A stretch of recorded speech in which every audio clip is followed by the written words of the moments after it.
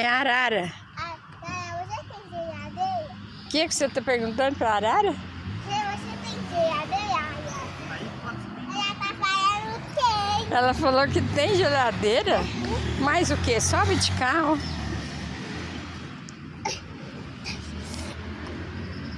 Ela tá achando a minha amiga, minha puta.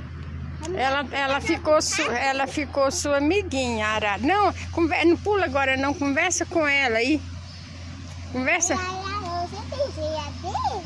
Ela disse que tem de novo. O que ela tem? Ela tem geadeira. Uau!